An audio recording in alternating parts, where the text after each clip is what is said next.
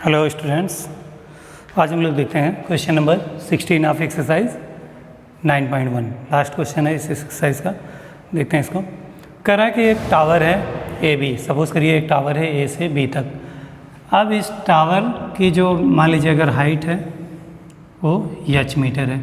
कह रहा है कि प्रूफ करिए कि इसकी जो हाइट होगी वो 6 मीटर होगी अगर इस टावर के फुट पॉइंट से 4 मीटर डिस्टेंस पे कोई ऑब्जर्वर खड़ा होकर इसको जब देखता है तो कुछ एंगल बनता है।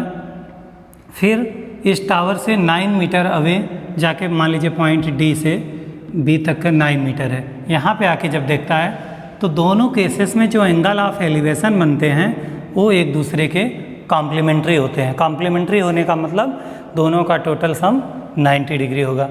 तो दोनों का सम कह रहा है कि 90 बनते हैं, कॉम्प्लीमेंट्री बनते हैं। तो मतलब अगर एक 40 बनेगा तो अगला 50, क्योंकि 50 + 40 90 हो जाएगा। अगर एक 30 बनेगा तो अगला 60, मतलब ये 90 हो जाएगा। तो दोनों केसेस में कह रहा है कि कॉम्प्लीमेंट्री बनेंगे, जो भी बनेंगे दोनों एंगल वो क्या होंगे, टोटल 90 डिग्री होंगे। तो अगर एक थीटा होगा तो अगला क्या होगा, 90 माइनस थीटा, क्योंकि अगर एक मान लीजिए एक 30 है तो अगला 90 माइनस 30 तो 60 बचेगा। तो ऐसे ही अगर एक थीटा तो अगला 90 माइनस थीटा हो जाएगा। अब इस कंडीशन में प्रूव करिए कि height of tower that is a B ये कितनी है, 6 मीटर। देखते हैं क्वेश्चन को। तो यहाँ पे भी बेस और परपेंडिकुलर का कहीं ना कहीं रिलेशन बनेगा। तो हम लोग सबसे पहले दोनों ट्रायंगल को देखते हैं। पहले ट्रायंगल में मान लीजिए छोटा वाला ट्रायंगल यूज़ करते हैं। इन ट्रायंगल CBA या ABC 90 डिग्री हमेशा बीच में लिखा जाता है, रूल है। तो ABC। अब यहाँ पे tan theta, angle of elevation छोटे वाले के लिए क्या है, थीटा। tan थीटा परपेंडिकुलर क्या है, AB अपॉन बेस क्या है, BC।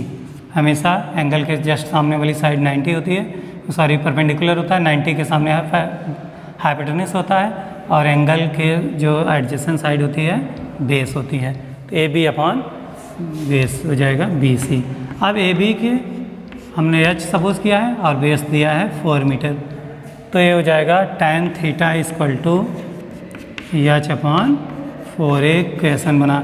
आते हैं अगले ट्रायंगल में, बड़े वाले ABD में।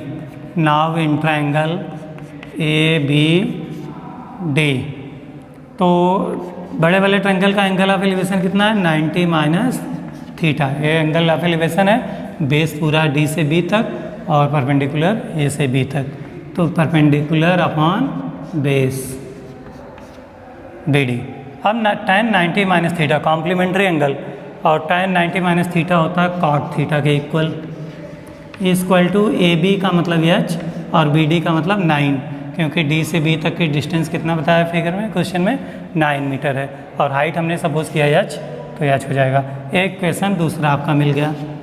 अब कहीं ना कहीं हमें हाइट चाहिए, तो इक्वेशन 1 और 2 को हम लोग मल्टीप्लाई करते हैं, क्योंकि हमें tan और cot को गायब करना है और H की वैल्यू फाइंड करनी है। तो tan और cot को गायब करने के लिए tan, क्योंकि cot का अपोजिट होता है, तो cot को लिख सकते हैं 1/tan थीटा। अगर 1/tan थीटा इंटू tan, तो tan से tan कैंसिल हो जाएगा, तो हमारा H मिल जाएगा। तो मल्टीप्लाई करते हैं इक्वेशन 1 और 2 को।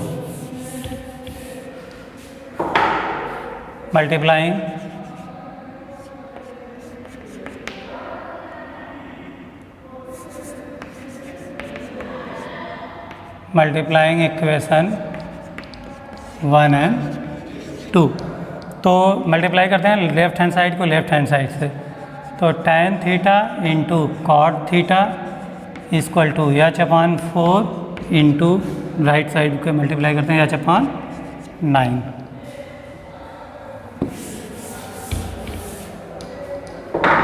अब tan थीटा तो एज इट इज़ लिख लेते हैं। cot थीटा रेसिप्रोकल होता है tan का, मतलब इसका just inverse. cot theta equal to 1/tan theta. Sine का कॉसेक होता है अपोजिट, सेक का कॉस होता है, और tan का cot होता है। तो ये हो जाएगा H इंटू H स्क्वायर, और 4 इंटू 9 36, tan से tan कैंसिल, यहाँ हो जाएगा 36 इक्वल टू H स्क्वायर। अगर हमें H चाहिए तो बाद वाली वैल्यू अंडर रूट में चली जाएगी, और 36 आ जाएगा 6। तो प्रूफ करना था कि H इक्वल टू कितना है, 6 मीटर। तो हमारा आंसर आ जाएगा। तो इस तरह से करा कॉम्प्लीमेंट्री एंगल है, कॉम्प्लीमेंट्री का मतलब थीटा होगा तो अगला 90 माइनस थीटा, फिर एक बार छोटे वाले ट्रायंगल में tan का ट्रिग्नोमेट्रिक रेशियो लगाएंगे, एक बार बड़े वाले में, फिर दोनों को मल्टीप्लाई करके वहाँ से tan और cot को गायब करेंगे तो हमारा आंसर आ जाएगा यह। इतना प्रोसेस आपको फॉलो करना था इस क्वेश्चन में। तो यहीं पे चैप्टर कंप्लीट होता है। अगले में हम लोग नेक्स्ट चैप्टर देखते हैं। Thank you.